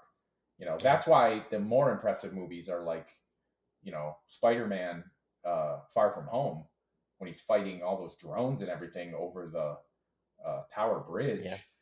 That's all daylight. Yeah. It looks great. It does. It's all still CGI, but it just was so dark, and Doomsday looked so generically plain. There was nothing defining about him. It was like he was a mob of clay. Yeah. That just kind of came to life. He was Gumby. That's interesting you say that. I have a different perspective. He was a blob of clay. Doomsday! I don't dislike the Doomsday fight. I just don't like... I mean, I understand why they brought Doomsday into this universe the way they did, but I love the death and return of Superman storyline in the comics. It is one of my favorite storylines that I've ever read in comics. All right, that's cool. And For the sure. fact that they were, they set up Doomsday for months upon months before ever introducing him as a character in the comics. All you got was a final panel in several Superman comics of a fist punching underground. And it just continued to build and build and build. And then we finally got Doomsday out from underground, and he started fighting his way across the country to find Superman because he was Kryptonian. And we get this weird amalgamation of Michael Shannon's Zod with Lex Luthor's blood. It just doesn't hit right with me. We've just gotten Superman. He's been around for less than 2 years. He hasn't probably fought any of his big bads, right? It's just been him saving cats out of trees, because Ben Affleck talks about how the Daily Planet writes puff pieces about him saving cats in trees. Mm-hmm. He Which probably I think hasn't. is a good nod to the old Superman. Right, it is. But I don't think that we haven't, as an audience, seen Superman do Superman things other than destroy Metropolis with Zod. Mm-hmm. And we're introducing this character who is supposed to be the Superman killer. And it's too soon. And that is what I don't like about the end of this movie. We shouldn't have gotten Doomsday at the end. We should have had Luthor doing something else if his plan didn't work. And yeah, he did something else if his plan didn't work, but I don't know how he could have planned to create Doomsday or known it would have been Doomsday. It doesn't make sense. Mm-hmm. So even if we had Luthor in like his power suit, like even if we got that because he had kryptonite, that would have been cool. But bringing Doomsday out so soon and not saving him for a future movie, I think is like a cheat. But it then sets up Justice League and gets the characters together. So like I don't know, I go back and forth about it. I don't love that it's in BVS, but I understand why it's in BVS. And then I do like that it was done for Justice League. So it's hard. I don't know. I agree with I'm all having that. an internal debate with myself over on the microphone. I agree with all that. And that's what I mean. It felt like 3/4 of the movie was one thing. And then now we need something big for them to fight. And I get that. Yeah. It's like, you know, Godzilla vs. Kong comes out in 2 weeks. And I am fairly positive. I don't know that I've seen it anywhere. I think I might have seen rumors of it. But Godzilla and Kong are going to fight each other. But most likely, they're going to have to fight something else after they realize they shouldn't be fighting each other. And it's going to be the exact same thing. Maybe it's Mechagodzilla, maybe it's some other kaiju beast, but they're both good guys, quote unquote, in the monster universe.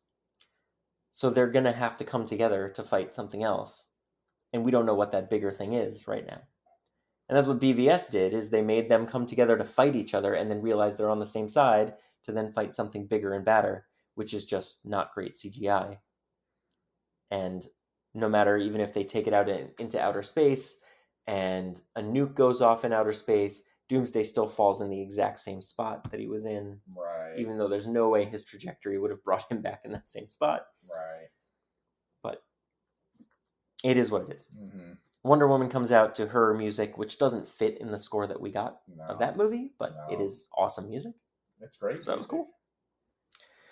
And it shows off what a badass Diana is as Wonder Woman, as our introduction. Like I kind of said earlier in the podcast, it was too much. It really was too much. Yeah. Her storyline.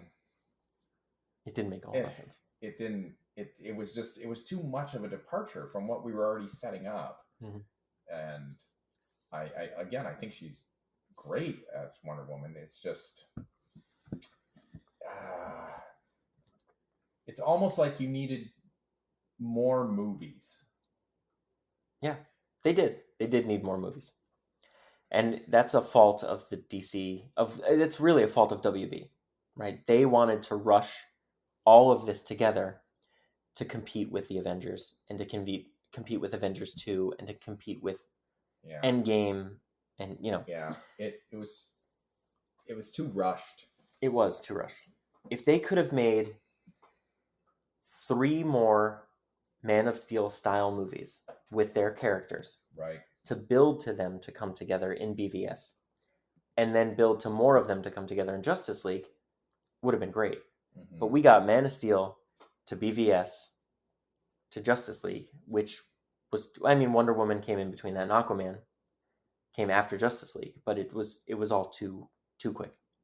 Yeah, it wasn't a great order. So let's jump into Justice League. So Superman dies. He uses the staff of kryptonite to kill Darkseid, to kill Doomsday. But Doomsday also kills him.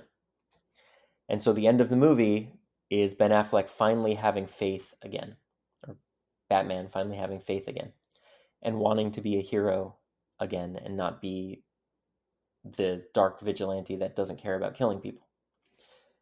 So he tries to convince Gal that they're going to need to get together and create a team. And she's like, I don't know about that, and goes off. And that leads directly into Justice League, which we now have seen this 4-hour epic movie that Zack Snyder has put together that the fans have clamored for years.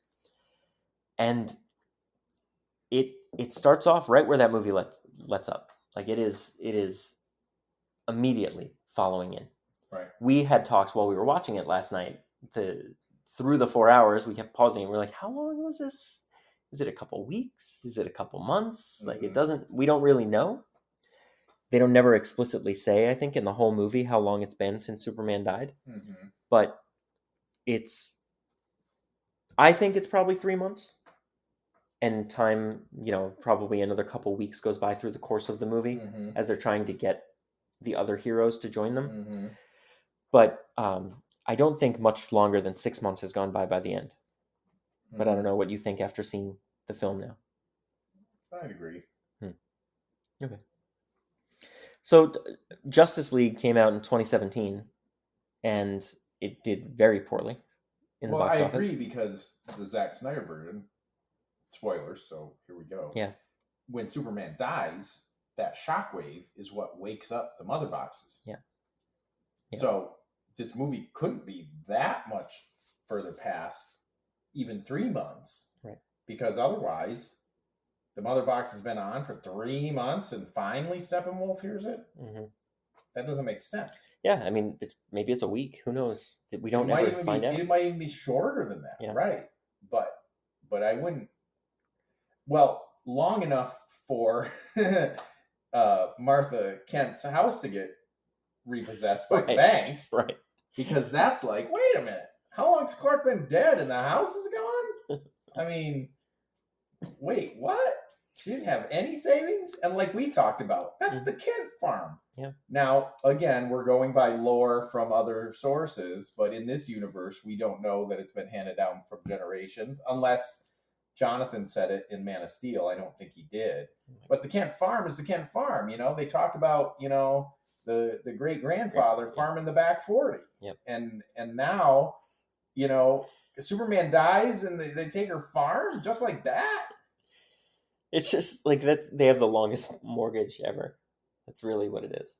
They didn't buy the house for, how long's the mortgage? Usually 30 years. 30, right? They had 360 years. That's what that mortgage was. And I get, hey, it's hard, sometimes farmers got to remortgage, and do that stuff to get the farm. But geez, he's Superman. Yep. He can't go find a diamond, right? Make a diamond, right? He could crush one in his fist. Well, I mean, crush some coal. And there would be nothing wrong with that. No. Well, making the diamond maybe, but he could go find one. Yep, he could. As long as he just wasn't taking a diamond that was somebody else's diamond. I'm sure there's diamonds out there that are on property that he can just take a diamond. He could use his X-ray vision and find oil, buy a little patch of land, and then drill for oil. For Boom, sure. set for life. That's nothing. That's not that kind of, that's a flexible rule, I think. Yeah. As long as you're not taking somebody else's. I think I could live like that. I need those superpowers so I could do that. Just go find diamonds and drill for oil. And so, yeah. But no, he's just going to die. And days later, his mom's house is repossessed by the bank. So again, you said 3 months, and I'm guessing at least 3 to make getting your house repossessed make sense. Because, honestly, squatters' rights. Right. She says, I haven't made payments in a while. Right. Was she not making payments? Was she not making when payments Clark while was alive? Clark was alive? Yeah. She wasn't like, hey, can you go find a diamond? He's not sending money home anymore, so I don't know. Well, I mean, couldn't he also, people lose money all the time. He's Superman. He go find so much change. Just stand above an apartment complex, X-ray vision all the couch cushions, find all the change in the couch cushions. Yes. You see those guys at the beach with the metal detector? He do that with his head. Yeah. To save his mom's farm. That's great. But that is the one, in my opinion, after watching the movie, that is the one thing that just can't sit right with me, is the farm getting repoed. It makes no sense. It makes no sense. Everything else though, I felt like had its place in the movie. Yeah. And it was 4 hours long. And the first 2 hours honestly felt like 2 hours, but the last 2 hours Did not. felt like 40 minutes. Yeah. It was For a it moved 4 so hour well. for a 4 hour movie, I would say it felt like to me under 3 for sure. Yeah. And so everybody out there who's wary of watching it for it being 4 hours long, just do it. Even if you have to break it up, do it because it's so good. Spoiler alert, it's so good. So we meet the Flash and we have his extended scene that wasn't in the original cut where he saves Iris West, who in the future will become Iris West Allen if we continue watching these characters. And that was a interesting scene. I think there was like you had brought up that the slow-mo was a little too much, and they really played to Ezra Miller's kind of kookiness with him taking a hot dog in his pocket and brushing the hair away from her face and then saving her. Yeah. But it's the whole sequence that Zack set up was truly just to show how fast he is. Well, yeah, but I understand why they did it. It's still, and then the hot dogs at least played. Yeah, into the dog thing, getting the dogs to eat something. But it was too much. It was weird. It was a little weird. But I liked that it was there. And then also Cyborg, we got a lot more backstory with how Cyborg was created and his past, I guess, with his relationship with his father and his mother dying. Like, we got all that. We didn't have that in the first movie. He was just Cyborg. And we had seen it in that little clip Lex had, and so that's all we needed to know, right? But in this, we got to see why he became who he became and why he didn't love his father, why he had animosity towards his father. And just the character development that Ray Fisher was able to bring through with that character, I thought was great. I honestly, the more I think about it, Cyborg was maybe my second favorite character in the movie. I thought Ray did a really good job of emotionally showing who Cyborg was. Yeah, he was good. I didn't rank my favorites. I'm always probably going to go Batman's my favorite. And I just think Ben Affleck knows how to be Bruce Wayne. Yeah, he does. He's so good. He definitely does. I mean, and it's so sad that he's not going to do it anymore, you know? Yeah. Well, he'll do it for like probably a split second in the Flash movie, but that's it. What were you just going to say? Jeremy Irons is really, really good. Yeah. He's a great Alfred. His little barbs, it's exactly how Alfred talks in the comics. It's perfect. But so talk to me about Justice League. Talk to me about your thoughts. 4 hours of that movie. Well, it was good. I mean, if I was going to take that 4 hours, I would probably try to trim it to 250. And I think you could. Yeah. Because there's definitely stuff that does go on too long. There's definitely scenes you don't need. And that's not to say that, like, oh, it's 4 hours and you're already talking about, oh, it's too long. Well, yes and no. Like we said, it seems to fly by. 4 hour movie in about 2.5 is what it feels like. Yeah. Like, I couldn't believe when it ended. I was like, wow, we're done already? That was quick. Yeah. But that doesn't mean that, you couldn't still revise it and be like, well, this scene doesn't need to have all this. This slow-mo can be a little faster. There were definitely some, like, walk in the rain, music, swell scenes that it's just like, we don't need all that. Let's just cut to the chase. Let's just get there. And it still makes sense. Yeah. And it's still fun. It just is a little quicker. You can see, though, where in the footage that Joss Whedon did use, I said before when we started this that you could see where he cut certain things out that kind of play pretty heavily into the plot. And the points that he cut, I think, really make this a much better movie.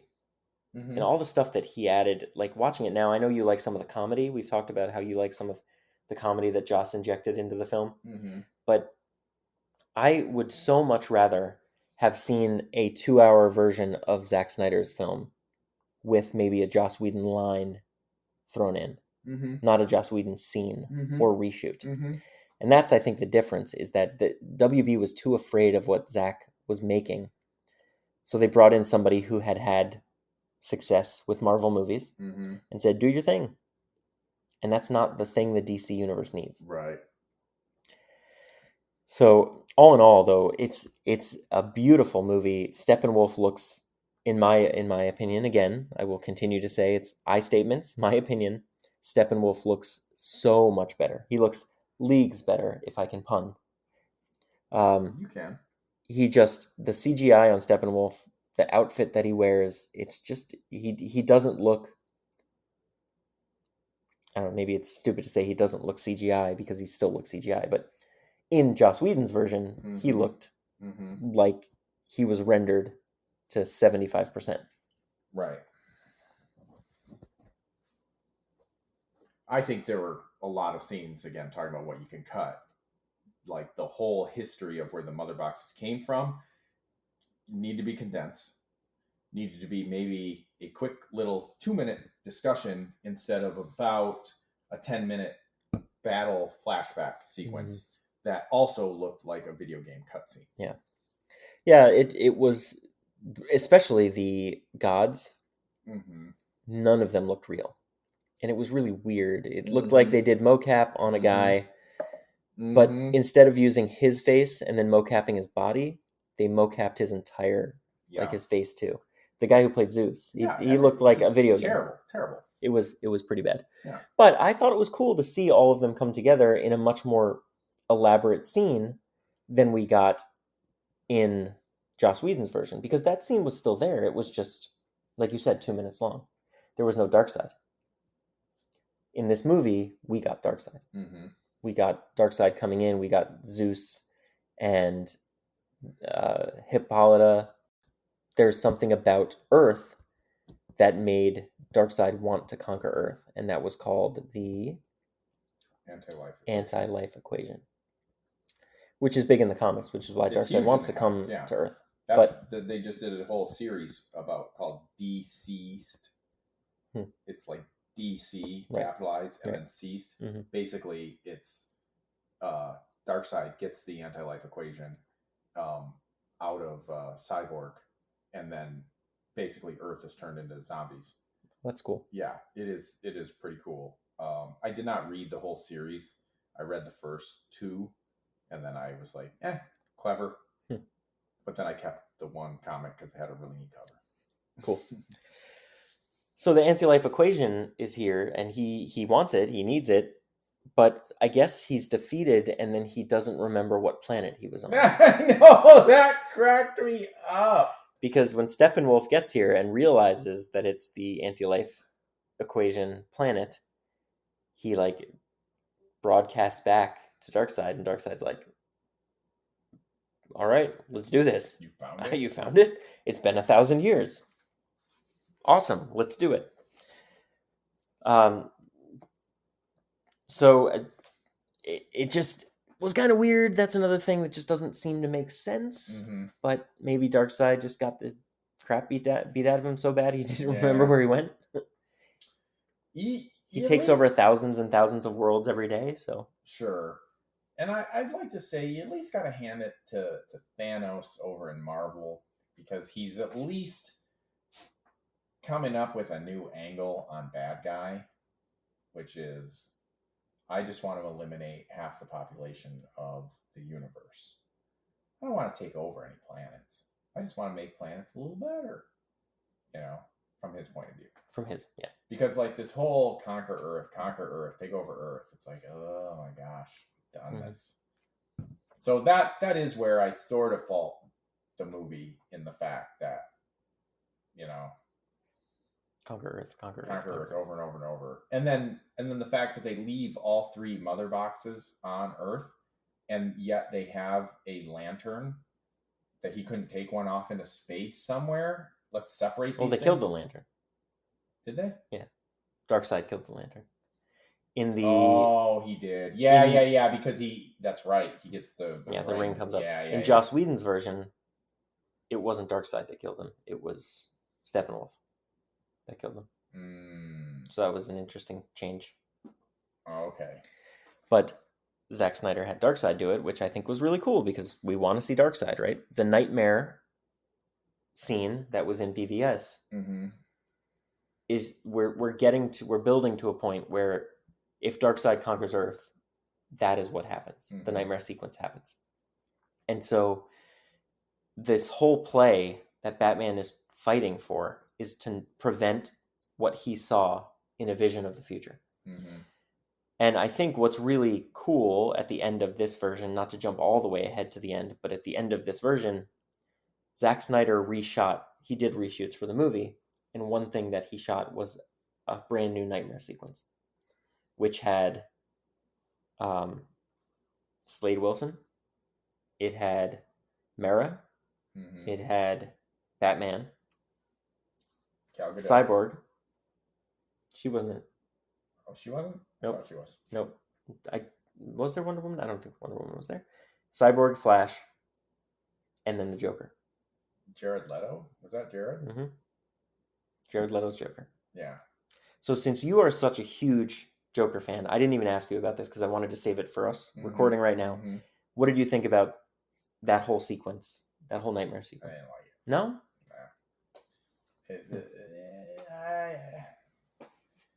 I didn't like Jared Leto's Joker really in Suicide Squad. Sure. I mean, I did and I didn't. I didn't like his look. I didn't like his. I guess I just didn't like his look and his kind of attitude. He just seemed more like just violent drug dealer instead of insane underworld psychopath. Mm-hmm. You know? Yeah. He just didn't seem to have the same kind of edge. He's felt like a number 2 boss. Mm-hmm. He didn't feel like the boss. Mm-hmm. You know. Interesting. And I just but I liked the scene where he opens up the machine gun and he's shooting and then he come on to Mm-hmm. Harley. I was like, that is sweet. Yeah. And then I love the end actually when he busts in and breaks her out. Yeah. Pulls off the, his SWAT mask there. Mm-hmm. So I did like some of the scenes. I just overall didn't like his look portrayal. and his vibe really. Yeah. And so to see him there at the end kind of reminds me of like some other comics that I've read where they put a little bit more saneness into the Joker. Mm-hmm. And I'm like, I don't like that. I like, yeah. I really enjoyed that last nightmare scene because so that scene was supposed to be shot because it really was to set up Justice League 2. Because Justice League 2, Darkseid is supposed to come to Earth, or in the plans for what would have been the Justice League trilogy. In Justice League 2, Darkseid comes to Earth, and Batman has the opportunity to give his life to save Lois, but he doesn't. He thinks he can save her and save himself. And Darkseid eventually kills Lois, which is why Superman breaks down completely, is lost, and joins Darkseid's forces. And then the third movie was supposed to be that group of people working together, using Barry and the Speed Force to go back in time, and then Batman would step in and give his life to save Lois, and then Superman would stop Darkseid. And so that would have been the whole trilogy, which I think would have been pretty cool to see, but we got our little snippet of what could have been in the next film from this last nightmare scene, which Joe Manganiello is awesome as Deathstroke, even though we only see him for a total of, 4 minutes on screen. He really has the presence of what you'd think Deathstroke would have. And I think Jared Leto as the Joker, I also didn't like his look and his vibe, same as you, from Suicide Squad, but I liked what this Joker had. It was different.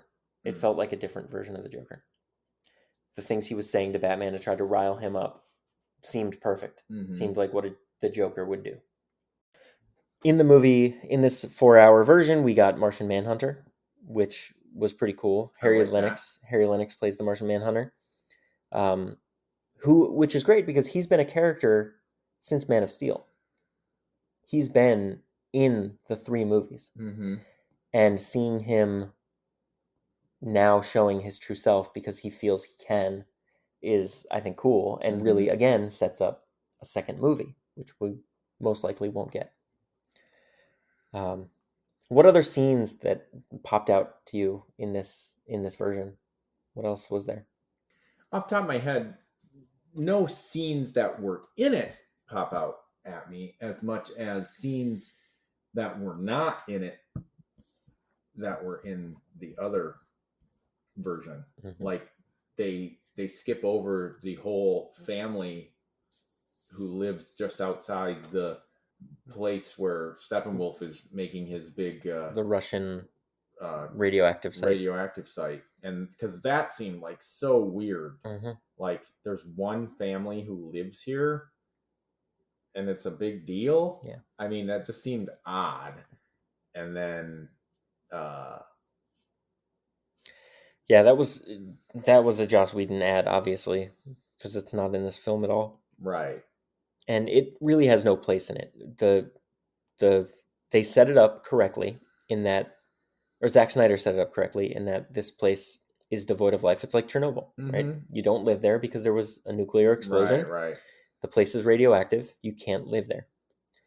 The only reason Steppenwolf chooses that place is because the mother boxes need, or they don't need it, but they feed off of it. Right.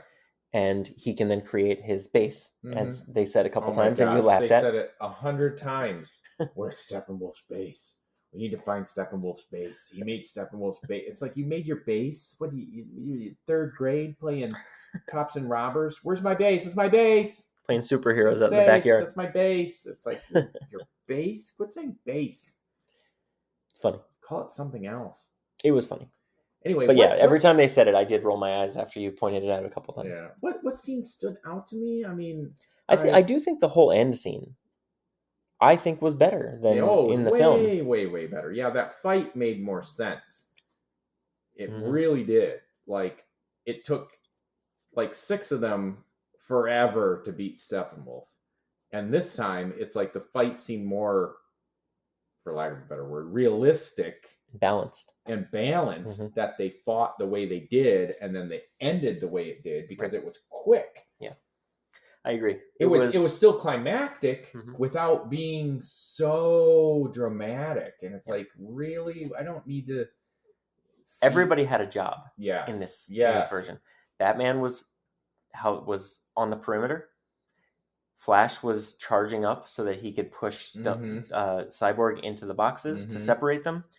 And then Wonder Woman and Aquaman were on Steppenwolf duty. And that made sense. And then Superman in his black suit shows up, which looked awesome. And he helps everybody. He takes charge and helps everyone.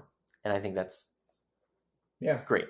Yeah, it was great. It was a much better ending. There was great exposition, even though that's the part that seemed a little bit longer. And then just all the rest of it, it just had so much better flow. It just really made more sense. I don't know. I guess I liked it. I did. And I did not like the Joss Whedon version. Sure. I didn't think it made any sense. I was so confused that Batman was trying to harness a parademon, because I'm like, when did parademons get to Earth? Yep. Yeah. Where did they come from? Where did they come from? That made no sense. No sense. That whole the opening scene on the cell phone video with a bad mustachioed, or non-mustachioed Superman was awful. And then the Batman scene, although it was cool Batman action, it made no sense to the film. No. And we finally get the parademons coming down with Steppenwolf in Themyscira, and that makes sense. The mother boxes are turned on because Superman did his scream, and for some reason that activated them. But they don't come until Steppenwolf brings them with him. I just every aspect of the film I liked. I also liked the 4:3 aspect ratio. It never bothered me that it wasn't in widescreen. I liked that I actually saw more of the movie, because if you think about, if they shoot in 4:3, they always cut it to be widescreen, so they always take off the top and bottom. Mm-hmm. So this, you got the full picture you would have at widescreen, plus extra on the top and bottom. And I thought it was beautiful. Yeah, it didn't bother me. Thought it was really cool. So I guess we're talking a lot about the film in very vague terms, and we're just honing in on certain parts of it. We talked a long time about the other films, and we're not the one that I thought we'd talk the most about. We're talking the least about. Mm-hmm. But I think what really it comes down to is the fact that it's so new, and we only watched it once, that it still hasn't settled. You know, I would have a lot more to say probably in another week, or if I watched it one more time and then had some time to talk. I don't have another 4 hours. Yeah, well, that's fine. I will find for it. I will probably just watch the last 2 hours over and over again because they move. The last 2 hours, from the minute that they go to the island in Gotham where Steppenwolf is keeping the Star Labs people, to the end, that movie just flows. It goes so fast. So I will watch that part over and over again, and maybe I'll go back to the first 2 hours where we see Lois on the hour, every hour. I enjoyed it, and I think at this point, you know, I don't know how much more we want to say about it. So at this point, I'll just ask you, did Zack Snyder's Justice League and the DC Extended Universe ruin your childhood? No, they actually, seeing Superman all the way through made me like it better than just seeing parts. I mean, I know that sounds like, well, of course you watch the whole movie, you know, well, you only read half the book and you're like, oh, I didn't quite like it. I did not like the parts of Superman I saw, but seeing it all together, Man of Steel, I that's pretty good. And then watching the director's cut of Batman versus Superman made me like that movie more.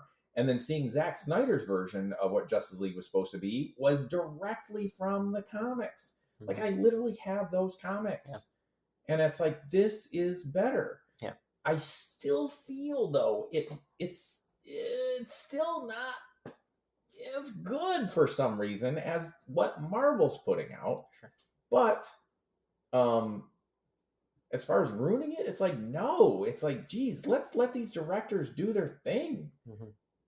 Yeah. Because these cut-up versions we see, you're losing, you know, nuance. You're losing subtext. You're losing character. Yeah.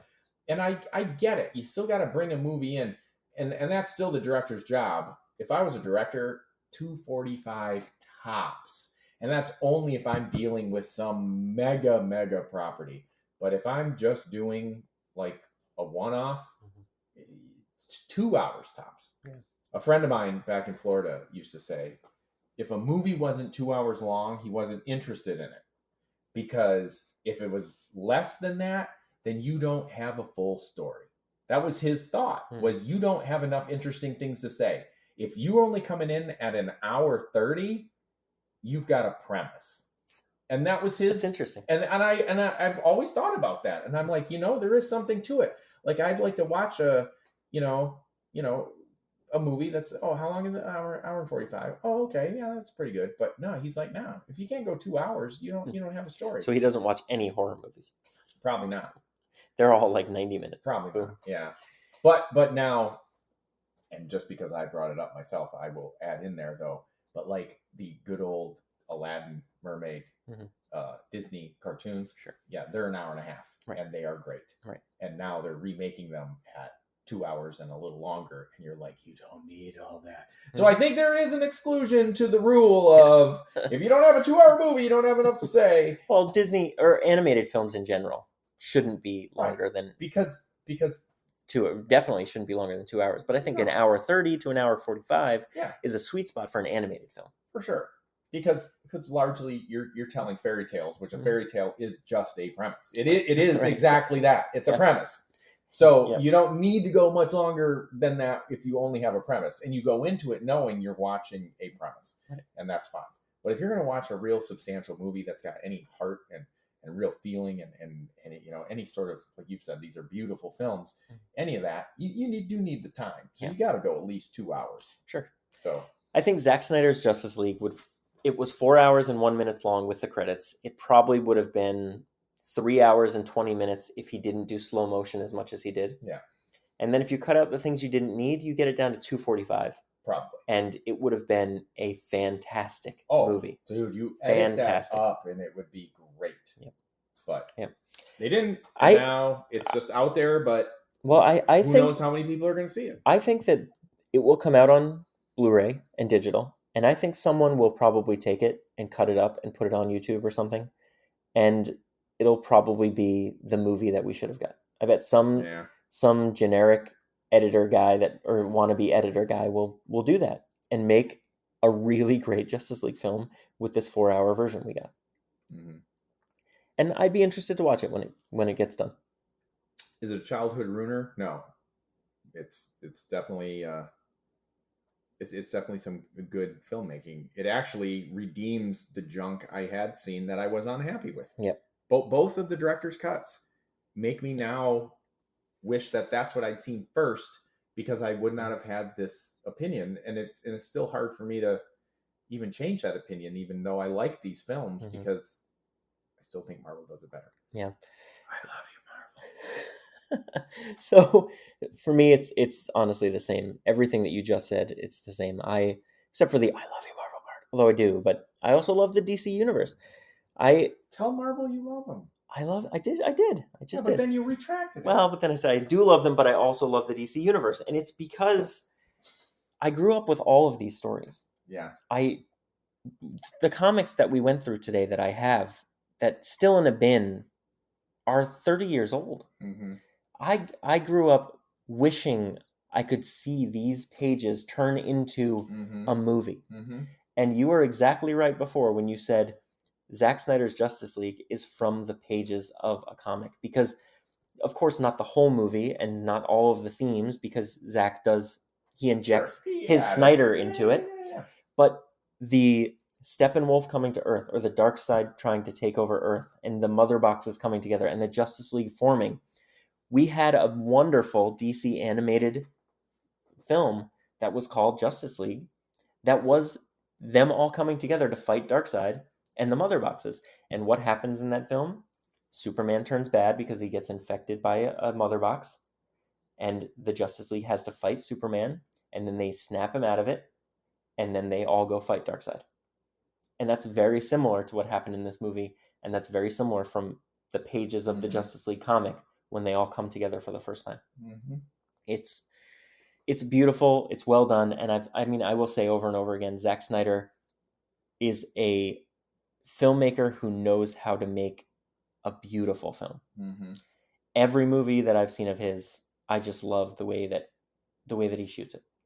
The cinematography, the angles, the direction, the character development, it is all there and it is all wonderful. And 4 hours of the Justice League did justice to that. And if you guys like this podcast, wait for the director's cut, which is also 4 hours and 1 minute long. And you guys will get more insight into what Phil and I think is cool. That's right. We should do a what do you call it? An audio commentary while we watch the movie. Yeah. So yeah, didn't ruin my childhood either. Enhanced it. Makes me love the pages of the comics I read when I was 9 years old even more. So Eric, can anyone find you anywhere nowadays? No, not really. You've just left Kinda. the world, huh? I'm gonna start Twitter one day. Yep. And then I'll let you know. Perfect. We won't hold our breath. I mean, you can look at my Instagram, but I don't put a lot of new stuff on. Yeah. It's his last name, everybody. Listen to older podcasts because he says it back then. But you can follow me at Phildimo, Fildimo, on Instagram, Twitter, TikTok. And you can follow this podcast, Ruin My Childhood, on Twitter and Instagram at Podcast Ruined.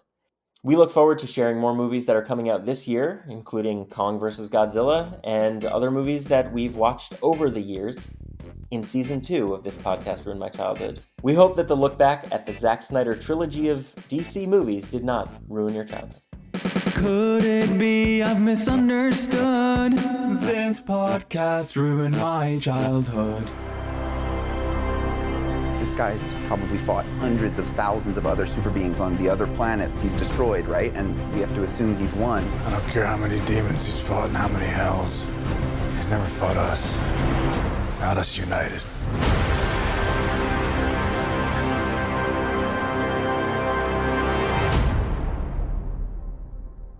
to say something. Use the F word. So Oh, we can swear now? why not? I've always been cursing. I don't curse. You don't, but I do. Oh. This is going at the end. You drop F-bombs now? Yeah, sure. Why not? Okay. I've marked it as explicit on the podcast. Oh. So fuck away, man. I learned something new for season 2. What's new in season 2? F-bombs. F-bombs. Superman's dropping Zod on the city. We're dropping F-bombs on the city.